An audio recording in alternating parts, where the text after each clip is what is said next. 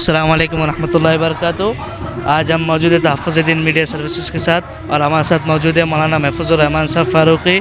आइए हम NRC के ताल्लुक़ से उनको सवालात करते हैं। तो मौलाना, आपका NRC और कानून के ताल्लुक़ से क्या कहना है?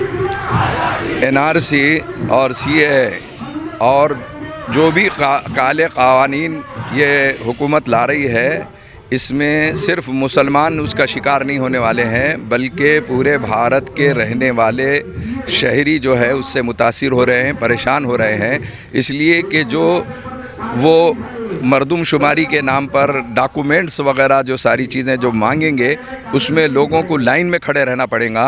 ये मोदी ने इससे पहले लोगों को जो है नोटबंदी के मौके पर लाइन में खड़े करके देख लिया कि पब्लिक कितना चीखती है, चिल्लाती है, उसके बावजूद उनके कानों पर जू तक के रेंगती नहीं है। इसलिए हम ये काले कानून की सख्त मजम्मत करते हैं। और आज उलमा और अइम्मा की तरफ से जुमा के बाद जो आंदोलन, एक धरना और मेमोरेंडम देने के लिए हम यहाँ सब जमा हुए हैं, इस एतबार से हम इन तमाम की तरफ से सख्त एहतजाज करते हैं। आज हमारे साथ दीगर मज़ाहिब के लोग, सिख गुरु जो है, सिखों के गुरु और दूसरे बुद्ध मज़हब के गुरु और जो है बंजारा के गुरु और ये तमाम समाज के गुरु हजरात के साथ उलमा-ए किराम ने आज सख्त मजम्मती धरना दिया है, आंदोलन दिया है। अभी NRC और कैब के ताल्लुक़ से हिंदुस्तान में क्या करना चाहिए?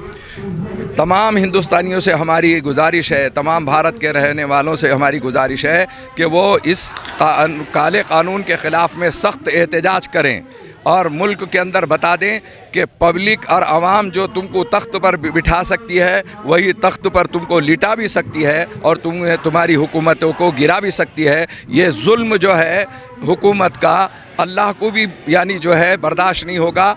हम जानते हैं कि नाइंसाफ़ी या जुल्म जो है ये करने वाली हुकूमत बहुत दिनों तक के टिक नहीं सकती। ये पुलिस और RSS के गुंडे जो औरतें और स्टूडेंट पर जुल्म कर रहे हैं, इसके बारे में आप क्या कहना चाहेंगे?